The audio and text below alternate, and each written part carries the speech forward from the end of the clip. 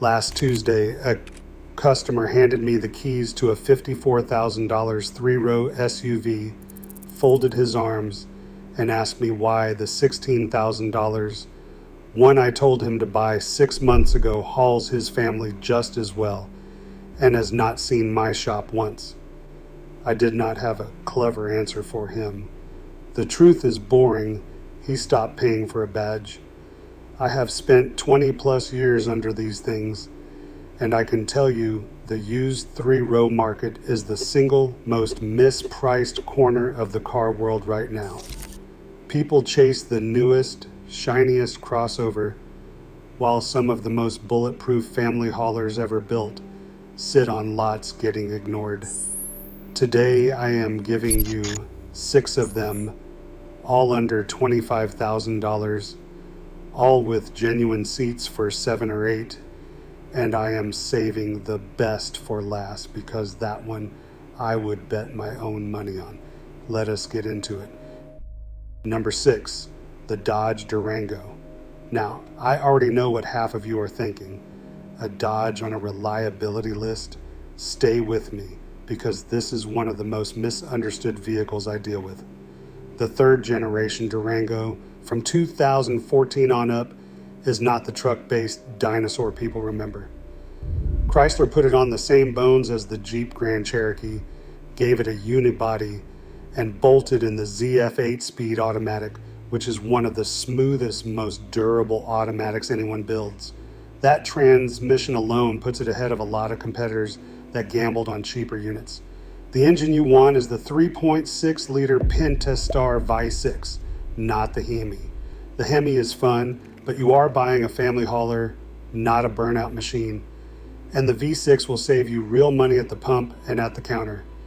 That Pentastar makes right around 293 horsepower, tows respectably when it is optioned with the tow package, and it is in millions of vehicles, which means every parts store in America stocks the pieces, and every mechanic on earth has worked on one. Repair Pal ranks the Durango near the top of the full-size SUV segment for reliability, and the 2020 model pulled an 80 out of 100 on J.D. Power's dependability scale. For a Dodge, that is not just respectable, that is genuinely good. Here's the honest part, because I don't do commercials, I do diagnostics. The Pentastar has a known tick. On some higher mileage examples, the left cylinder head can develop rocker arm and camshaft wear that starts as a light ticking noise and turns into misfires if you ignore it. So when you go look at one, this is your whole inspection. Start it cold, stand at the front of the engine, and listen. A steady tick that speeds up with revolutions per minute is your walkaway signal. A clean, quiet idle with service records showing regular oil changes is your green light.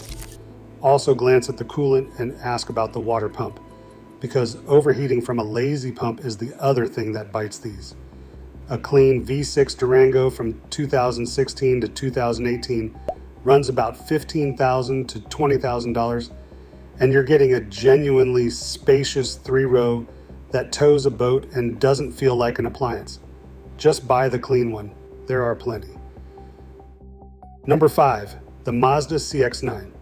If the Durango is the value play, the CX-9 is the one that punches so far above its price, it's almost embarrassing. Get into a 2nd generation CX-9, that's 2016 and newer, and I promise your first reaction will be, wait, how much was this again? The interior in the higher trims genuinely competes with entry-level Audi and Acura. The materials are that nice, and nobody expects that from a Mazda price tag. Under the hood is where the internet arguments start, so let me settle it from the lift. Mazda dropped the old V6 and went with a 2.5-liter turbocharged 4-cylinder, the Skyactiv G Turbo. When it launched, the purists screamed that a small Turbo 4 and a heavy 3-row was a recipe for disaster. A decade of real-world data proved them flat wrong.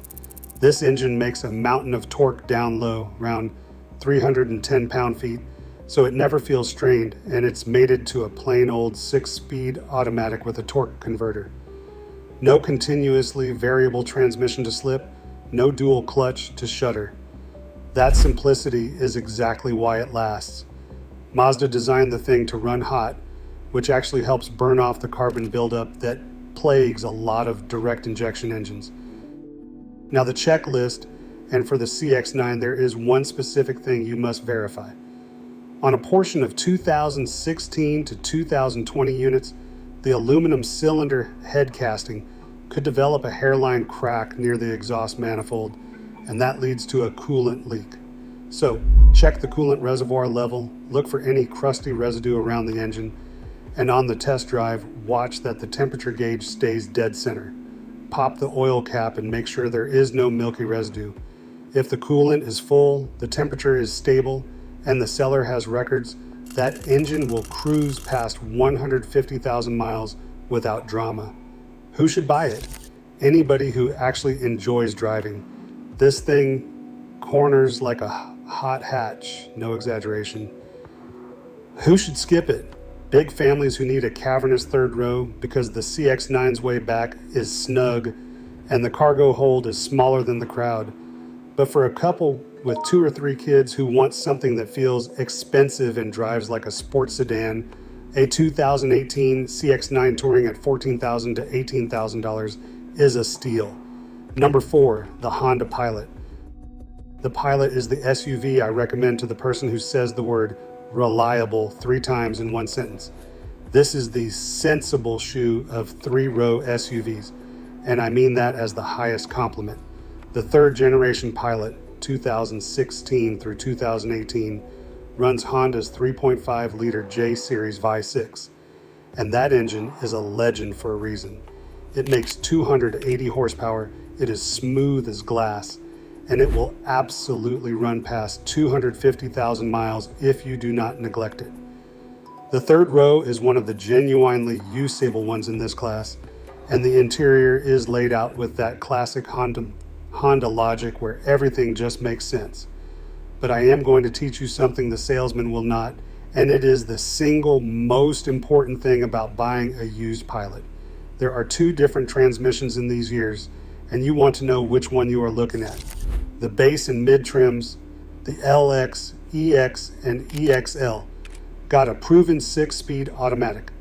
The top touring and elite trims got a 9-speed ZF unit that had a rough start, with some owners reporting jerky shifts.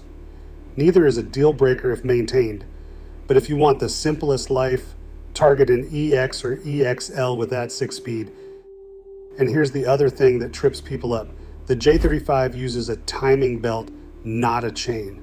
That belt needs to be replaced around 105,000 miles, and it runs you somewhere between $1,100 and $1,400 at a shop because they do the water pump at the same time. That's not a flaw, it's just scheduled maintenance.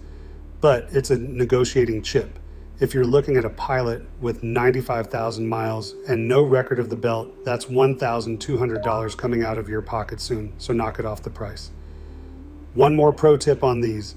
Honda's cylinder deactivation system, they call it VCM, can lead to some oil consumption and occasional spark plug fouling on certain examples. When you test drive, make sure it's not burning oil, check the level on the dipstick, and listen for any misfire stumble at a steady cruise. A clean Pilot with the belt already done and good oil is about as safe a used car bet as exists on planet Earth. Figure $16,000 to $22,000 for a solid 2016 to 2018. Number 3, the Kia Sorento. I put a Sorento in front of more skeptical buyers than any other vehicle on this list, and the reaction is always the same eye roll, followed a year later by a text that says, "Okay, you were right." The 3rd generation Sorento, 2016 to 2020, is the one you want, and there is exactly one engine choice that matters: the 3.3-liter V6. Kia calls it the Lambda 2. It's naturally aspirated, so there is no turbo to fail. It uses a timing chain designed to last the life of the engine, so there is no belt to replace, and it is paired with a traditional torque converter automatic that shifts clean and lasts. I want to be crystal clear here because it matters. Skip the 2.4-liter 4-cylinder. That GDI4 had its share of engine trouble across the Hyundai Kia family in these years. The V6 is a totally different and totally solid animal. So when you shop, confirm it is the V6. That's non-negotiable. Then there's the warranty, and this is where Kia quietly embarrasses the competition. These came with a 10-year, 100,000-mile powertrain warranty. Now, I have to be straight with you because dealers love to fudge this. That full 10-year, 100,000-mile coverage belongs to the original owner. If you're the second owner, the powertrain coverage drops to 5 years or 60,000 miles from the original sale date. That's still real, transferable protection that most brands don't touch. And on a used Sorento, that might mean you've got factory coverage on the engine and transmission for free. Always run the VIN through a Kia dealer to see exactly what's left. It costs you nothing and it can be worth thousands. Inspection-wise, keep it simple. Take it to an empty lot, turn the wheel to full lock, and drive a slow circle both directions. Any binding or clunk from the all-wheel drive, walk away. Check that the infotainment screen responds cleanly, because some early units had touchscreen issues that run a few hundred to fix. And glance at the third row and cargo area for how hard the previous family lived in it. Price? This is the value bomb of the list. A clean 2017 or 2018 Sorento V6 can be had from roughly $10,000 to $16,000, and 2018 LX examples are floating around the low teens all day. For a 3-row V6 with a chain-driven engine and possible factory warranty left, that is highway robbery in your favor. If you like this kind of straight talk, do me a favor and hit subscribe, because the next two are the heavy hitters. Number 2, the Toyota Sequoia. Now we are getting serious. If your priority is a vehicle that will outlive you, your kids, and possibly your mortgage, the second generation Toyota Sequoia is the closest thing to an anvil with air conditioning that money can buy. This is the big body on frame beast, built from 2008 all the way through 2019 with only minor changes. And that long, unchanged production run is itself a clue. Toyota did not need to fix it because it was not broken. The heart of it is the 5.7-liter iForce 5.8, the same engine family that powers the Tundra pickup. This is a 381 horsepower monster that is genuinely famous for hitting 300,000 miles and beyond without a major overhaul.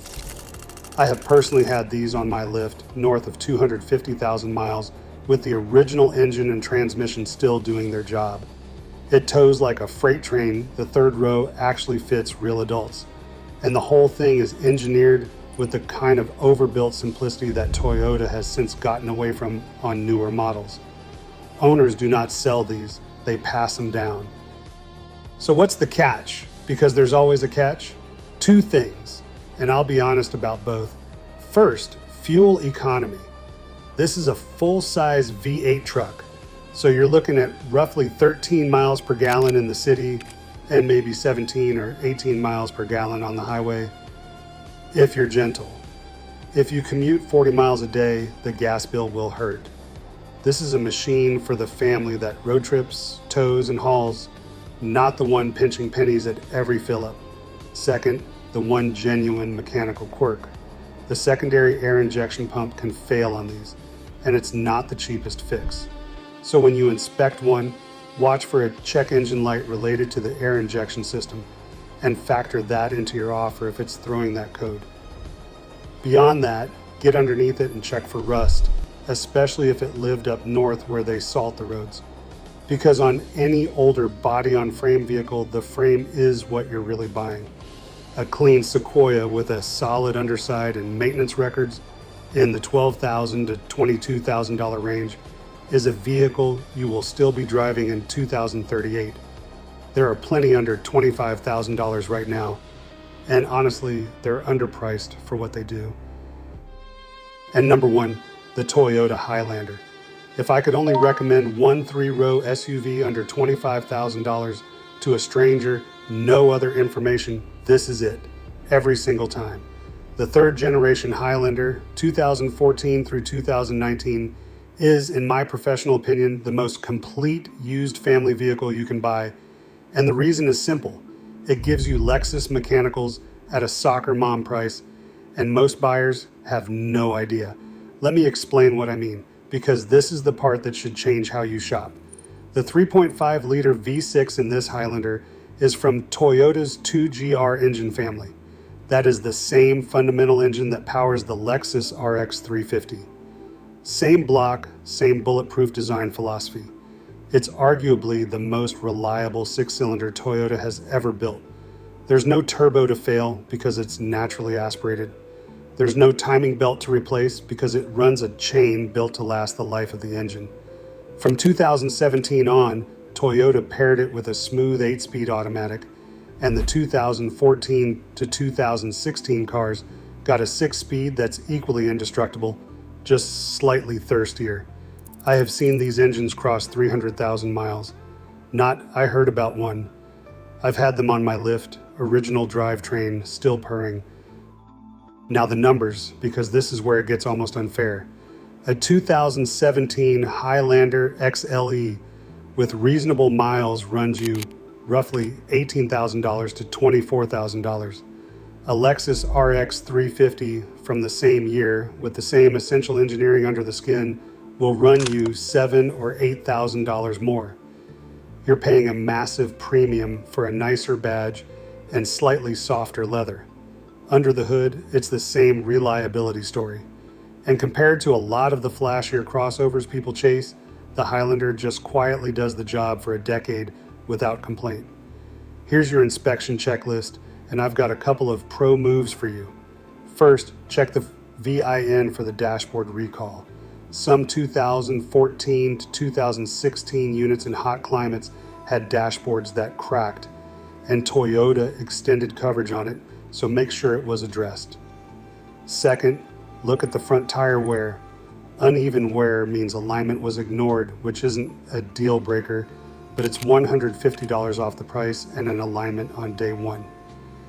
Third, test every function on the infotainment screen, because on high mileage examples, the touchscreen can get laggy and a replacement head unit isn't cheap. And here's my real secret. Hunt for the one owned by an older couple whose kids have grown up and moved out. Empty nesters garage their vehicles, do every service on the dot, and drive like they've got a cake in the back seat. A grandparent's Highlander with 70,000 gentle miles is basically a brand new car wearing an 8-year-old costume, and it'll cost you thousands less than a new one. If you want the lowest total cost of ownership over the next 10 years in a 3-row under $25,000, there is no better answer than this. So there they are. 6 3-row SUVs, every one under $25,000, everyone capable of hauling your whole family for years past the point where flashier vehicles are dead in a junkyard. The Dodge Durango for the buyer who wants space and towing on a budget. The Mazda CX-9 for the one who refuses to give up feeling something behind the wheel. The Honda Pilot for the person who just wants dead simple dependability. The Kia Sorento for the incredible value and that warranty nobody talks about. The Toyota Sequoia for the family that wants a vehicle to hand down to their kids. And the Toyota Highlander, the king, Lexus guts at a fraction of the price, the smartest used SUV buy in America right now. Next time you're standing on a lot and a salesman is steering you toward a 3-year-old lease return with a fancy grille and a scary repair history, you'll know better. You'll know the 6 SUVs the market forgot, but the mechanics didn't. Do me one favor, like this video if it saved you from a bad purchase. Subscribe, because I've got more of these coming, including the 3-row SUVs I'd tell you to run away from. Take care of the right vehicle, and it'll take care of your family for a long, long time. I'll see you in the next one.